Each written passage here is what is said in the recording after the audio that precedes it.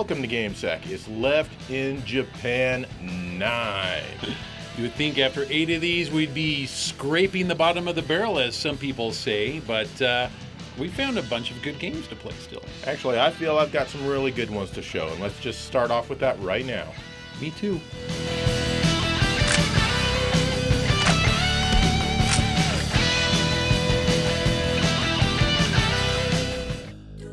Let's check out Policenauts on the Sega Saturn from Konami. Remember back when Konami was good? I mean really good? Those were the days.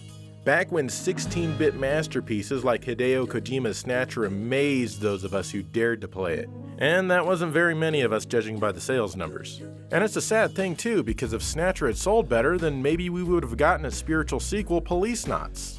This was originally a game made for the Japanese PC-98 computer, but then it was redone for the 3DO and then the PlayStation. The Saturn version was done last, and according to Hideo Kojima himself, this is absolutely the definitive edition of the game. You play as Jonathan Ingram, or Jonathan Ingram, as the game calls him. Jonathan Ingram. The story is that you and 4 other cops were trained as astronauts to keep peace on a new space colony that was just built called Beyond Coast, hence the term Policenauts. But one day an accident happens to you on a spacewalk. Fortunately, you activate your spacesuit's cold sleep ball and you were found 25 years later and you haven't aged a day. Now you're a private detective on Earth and suddenly your estranged wife shows up asking you to take on a case. She's brutally murdered after talking to you, so of course now you feel obligated to go back into space and look into her case, which is something you weren't really looking forward to doing. Once you get there, you meet up with your old friend and former policenaut, Ed. Of course, now he's much older than you. But eventually you team up and tackle the case together, all of which is way bigger than either of you could have imagined. And you don't really have a lot of evidence to go on yet. By now you've probably noticed that Jonathan and Ed look a lot like Riggs and Murtaugh from Lethal Weapon. Do you think Hideo Kojima has seen any American movies? Probably not. I'm sure this is all coincidence. Anyway, Ed is really close to retirement and Jonathan is a bit of a loose cannon.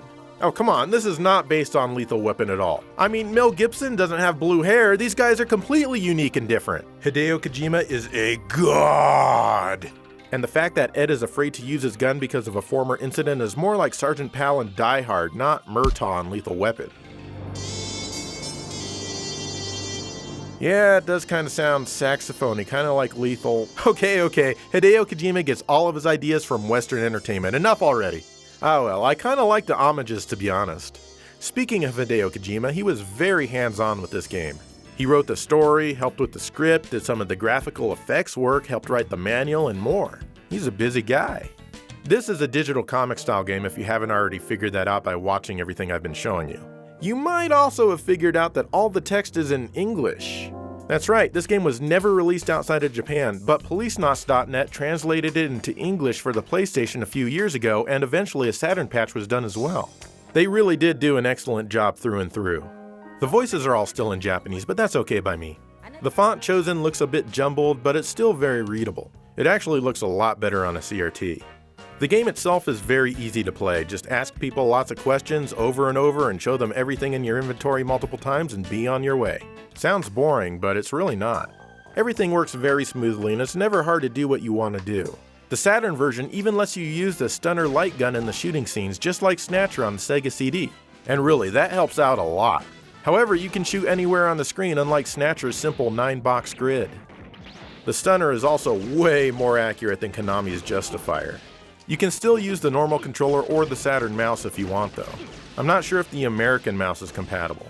Anyway, there are a lot of these shooting scenes, especially in the second half of the game. What's weird is that Disc 1 is over very quickly, but both Disc 2 and 3 last quite a while. There's some bonus stuff on Disc 1 after you finish the game though. What's funny is that Jonathan smokes all the time, day in and day out, even when he's in a spacesuit. We all know from Metal Gear that Hideo Kojima has an extreme fascination with smoking for whatever weird reason. Still, I love these kind of character touches.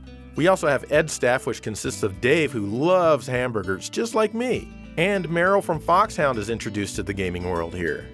There's also enough boob bouncing in this game to give Dead or Alive a run for its money. The visuals are very well done, and I love their rich color in just about every environment. Everything is very well drawn. The music is also really nice, and it's the same kind of stuff that you enjoyed in Snatcher. Overall, this game is a great follow-up to Snatcher from Hideo Kojima, and it's enjoyable all the way through. It really focuses a lot on the friendship between Jonathan and Ed.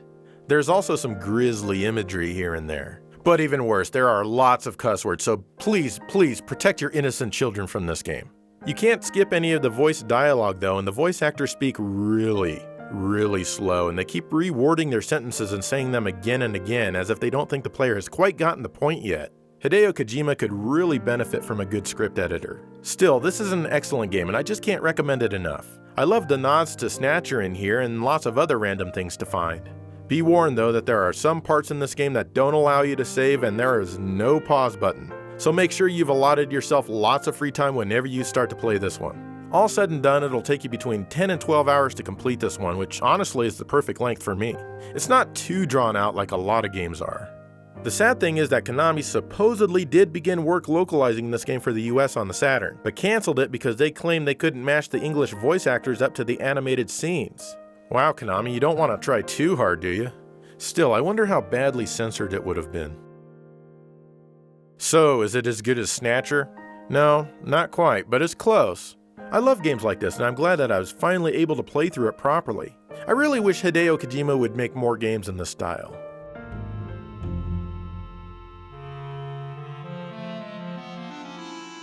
探査コーナーだ。この宇宙服、あのタレコミ屋の。ジョンさん、首がない。俺たちポリスノーツの人形と同じだ。 Here's Super Mad Champ for the Super Famicom. It's a combat racing game developed by Givro and released in 1995. You can choose from 5 different racers, and I'm not sure if they have any advantages or disadvantages from each other, as they all feel the same to me. The game is clearly inspired by the Electronic Arts classic Road Rash. Unlike that game though, this one has you racing laps on circuit tracks. Each race has you battling with your opponents to see who can get to the finish line first.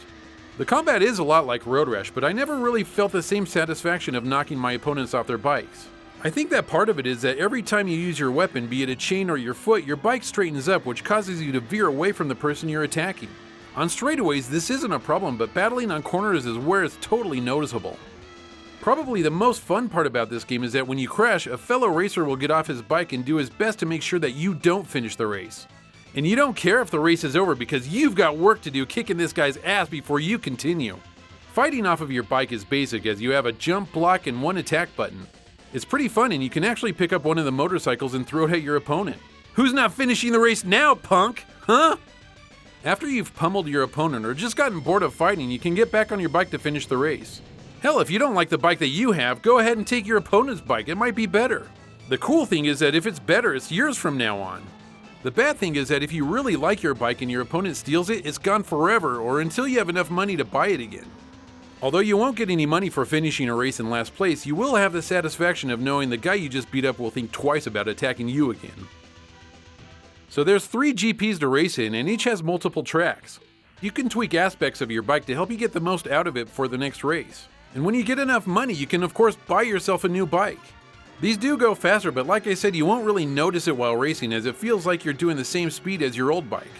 The only thing that you'll notice is that you catch up to your opponents more quickly. The backgrounds are decent to look at, and the variety is always welcome. As you can see, the game runs extremely slow. Although your speedometer says you're doing 195 kilometers per hour, it feels like you're doing maybe 20 or something. Hell, it feels like you could run faster than your bike can go. Nothing runs smoothly in this game, and after a while my eyes actually started hurting from all the crappy scaling of objects on the side of the track. And the worst part is that the play screen is about half of a normal screen. What the hell, I know the Super Nintendo isn't a processing monster, but come on, I know it's more capable than this. The music is hit and miss for me in this game. While a lot of it has some catchy tunes, it just doesn't really feel like battle racing music. It's much too cheery for that. As you've seen, there's quite a bit of Japanese text here, but it's not overwhelming. Just play around with the options and you'll figure out what's going on.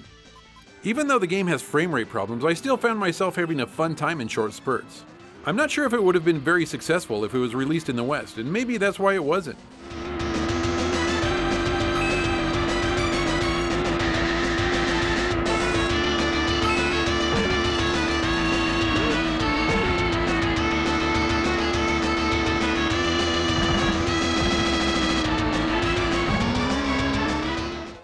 This is Star Cruiser from NCS on the Mega Drive, also called a Genesis in case you didn't know.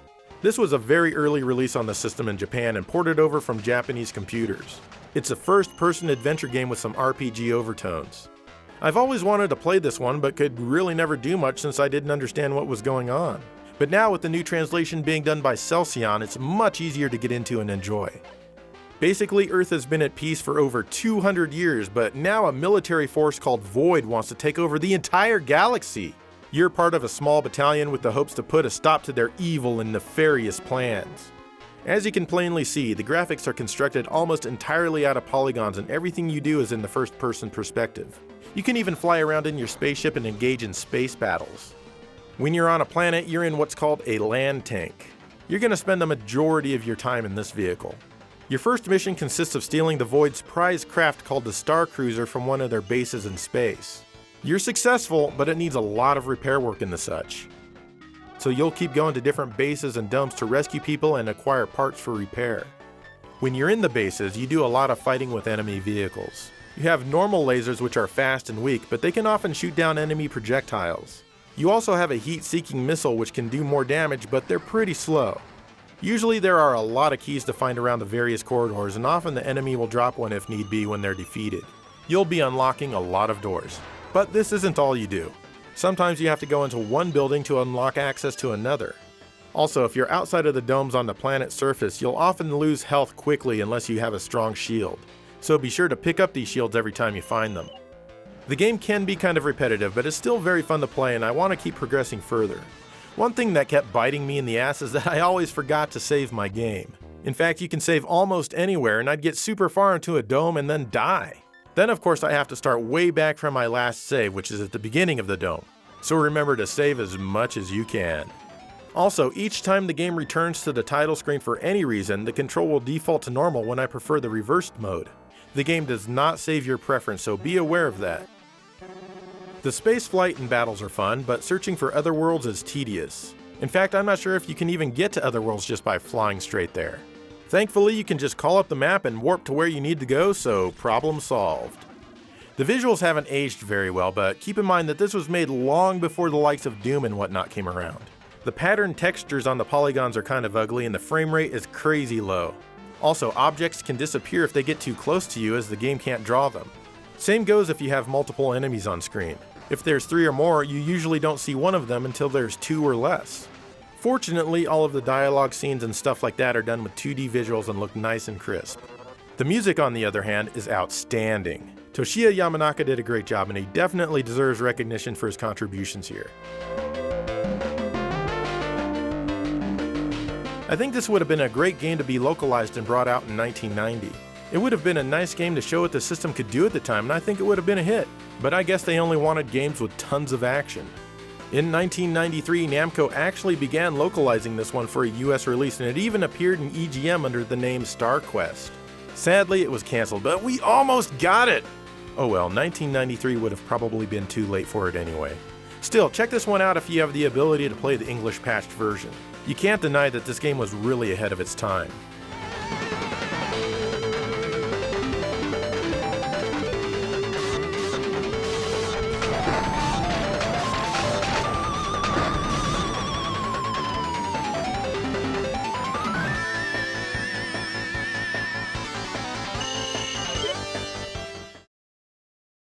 All right, here we are halfway through, and the game that I've covered, I actually liked it, although... Super Mad Champ? Yeah, although it ran really, really slow for no real apparent reason. I mean, There's a reason. No blast processing. Oh, well, yeah. And that's whatever. real, by the way. And it is real. Yeah, you saw that on Star Cruiser. All that blast processing?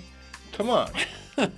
Anyway, I don't, yeah. We've got more to go, so let's do it.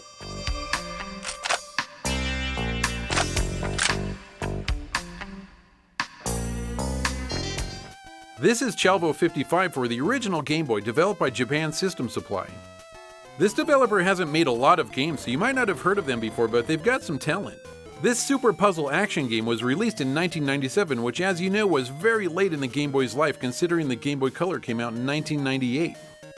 So what I can take away from the intro to this game is that a huge spaceship has parked itself in the orbit of that planet back there.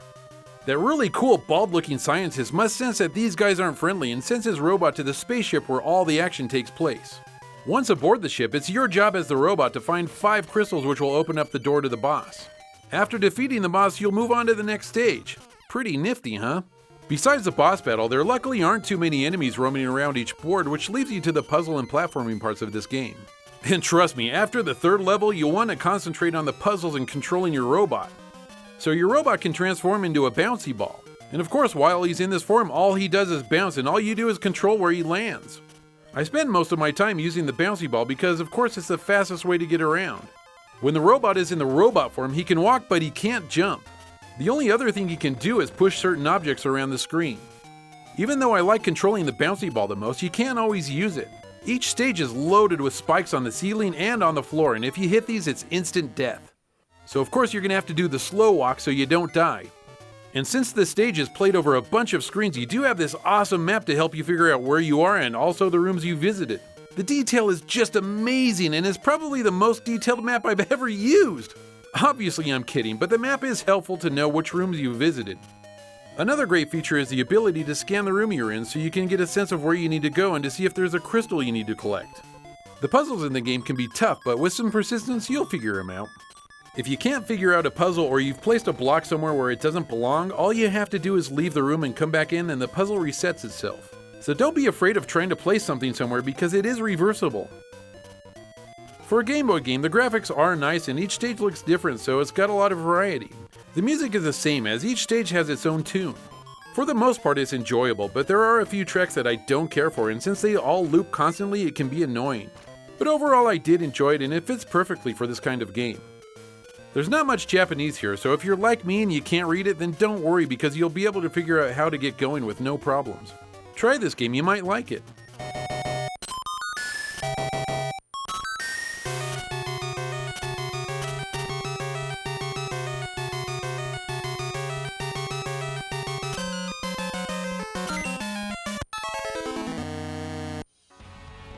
Metal Wolf Chaos came out only in Japan on the Xbox.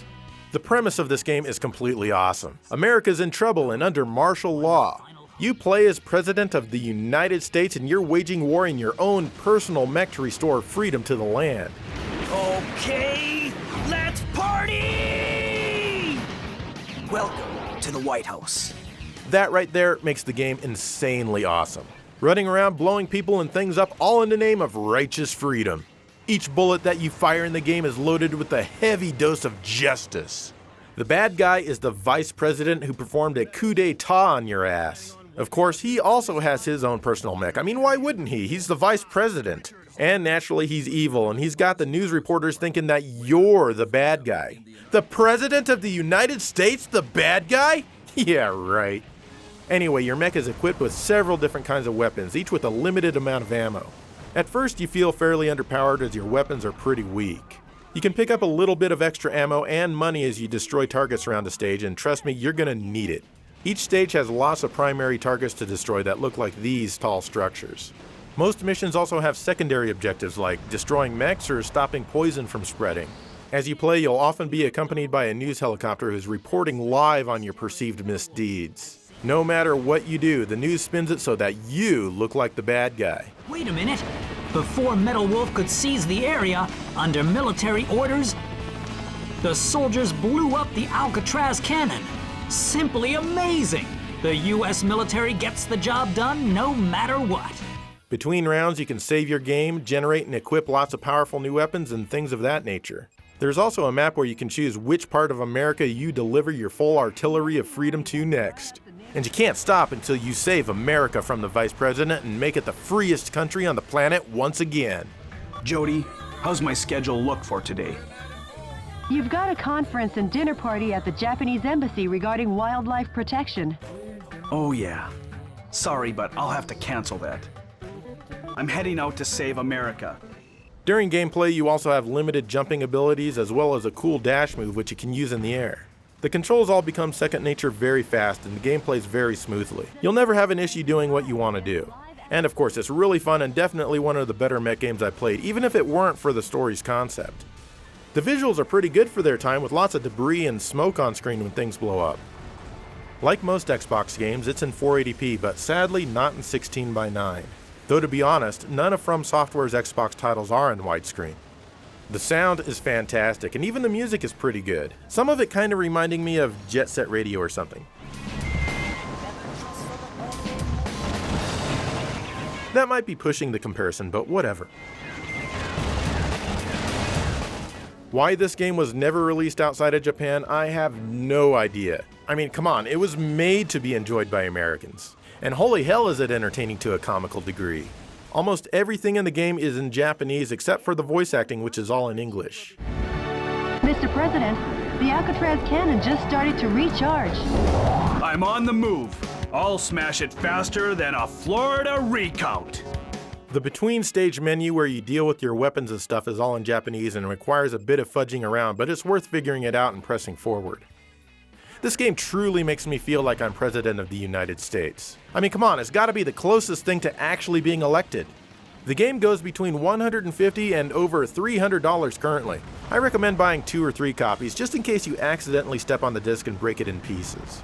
Now if you'll excuse me, America needs my carpet bombing of freedom. Oh man, he's destroying the mansion. Add destruction of personal property to the breaking and entering charges. The U.S. Constitution is downright powerless against Metal Wolf's evil.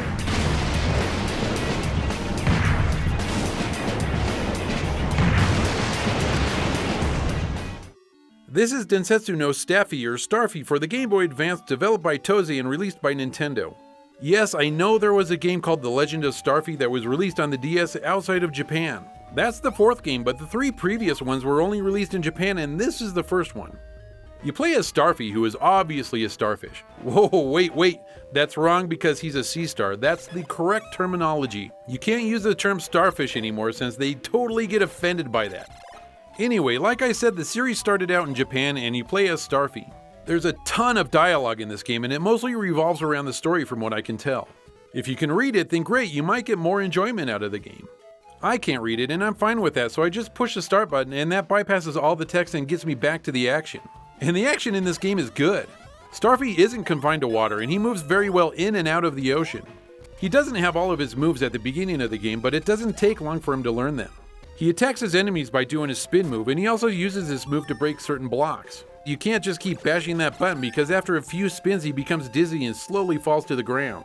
You can't control him while he's recovering, and he's vulnerable to attack, so be careful. The gameplay is mostly made up of fetch quests where you must find items for different characters throughout the game. You're usually shown a picture of what you're looking for, and these items can be found either in blocks or another character will have them. Once you bring back the item needed, you can progress in that level. Despite the language barrier, it's easy to keep moving through the story, so don't let all the text discourage you. Besides the normal gameplay, there's some mini-games included which help break up the action.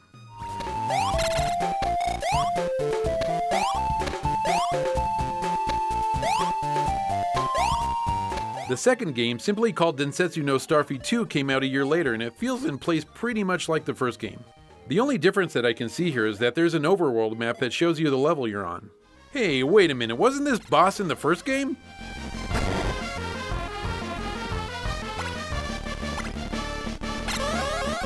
The third game came out 1 year after the second game and yep, you guessed it, it looks and plays exactly like the previous games.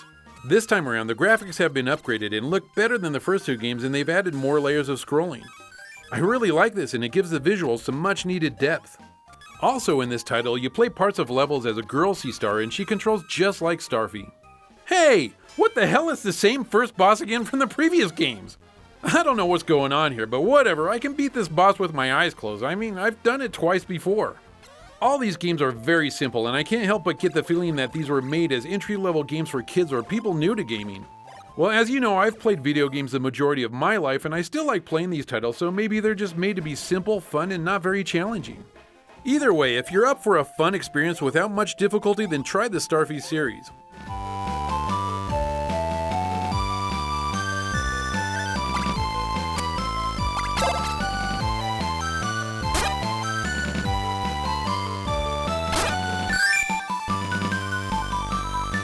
Alright, there's Left in Japan 9 for you. And Dave, Does Metal Wolf Chaos make you want to be president of these United States? Are you crazy? Absolutely not.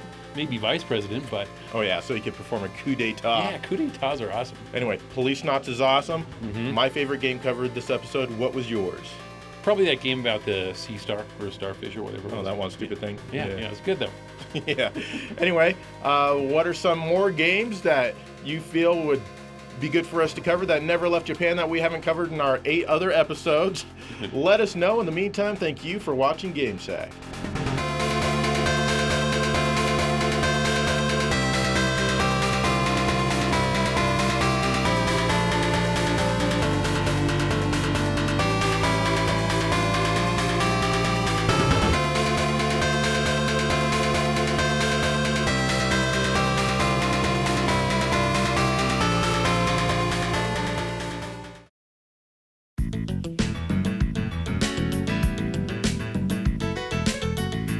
What the hell are you doing, Joe? Well, Dave, I've only got 2 games I can play, and I can't decide which one I actually want to play. Dude, that's so easy. Here, let me help you. I will take Policenauts. You can play that crap all day long.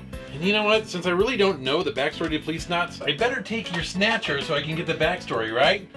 Sweet, thanks. Of course.